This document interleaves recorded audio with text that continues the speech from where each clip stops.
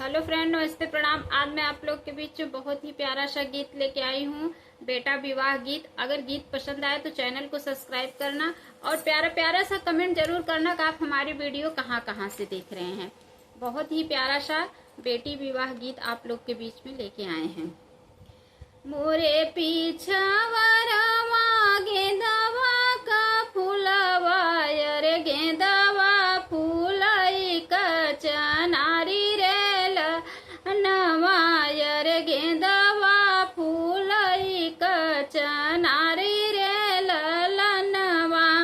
गेंदवा मई तोड़ी तोड़ी गजला बनाए, उर हवा में लगेला गुलाब रे ललनवा, अरे बिचवा में लगेला गुलाब रे ललनवा। गेंदवा मई तोड़ी तोड़ी गजला बनाए, बिचवा में लगेला गुलाब रे ललनवा। गजला पहिनी दुल्हे गए ससुररिया, अरे तू हिनी देवड़िया पे ठाड़ी रे ललनवा। गजला पहिनी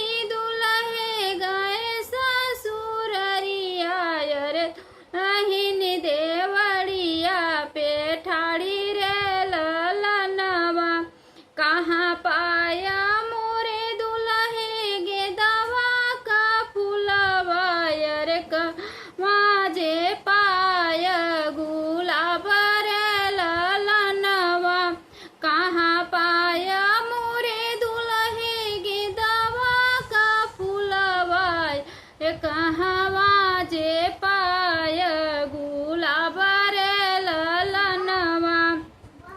के हो गुछ सी तो हरी गजलवा, अरे हाँ कई बपैया पूरा गाँव रे ललनवा, अरे हाँ कई बपैया पूरा गाँव रे ललनवा।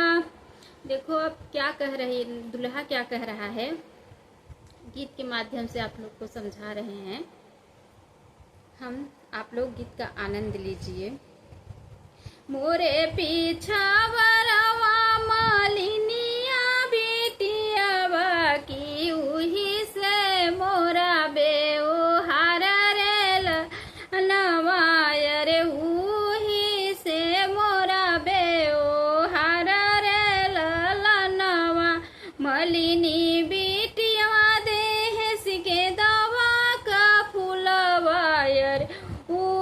जे देहसी गुलाब रे ललनवा, अरे उहै जे देहसी गुलाब रे ललनवा।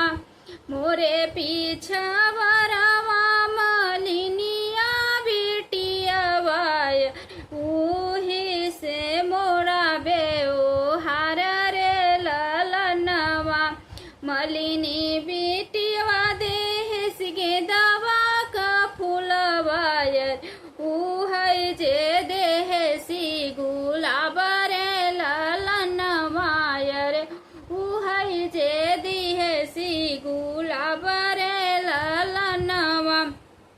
मलिनी बिटियावा गुछ सी हमारा गजलवा, अरे महकै ससुर पूरा गाँव रे ललनवा। मलिनी बिटियावा गुछ सी हमारा गजलवा, अरे हाँ कई ससुर पूरा गाँव रे ललनवा।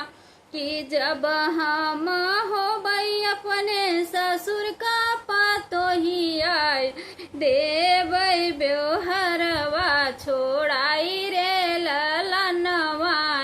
देवई ब्योहरवा छोड़ाई रे ललनवा। अरे जऊ हम हो बई अपने ससुर का पतो ही आए, अरे बई ब्योहरवा छोड़ाई रे ललनवा। बहुत बहुत धन्यवाद। अगर गीत पसंद आए तो ज़्यादा से ज़्यादा शेयर करना और चैनल को ज़्यादा से ज़्यादा सब्सक्राइब करना।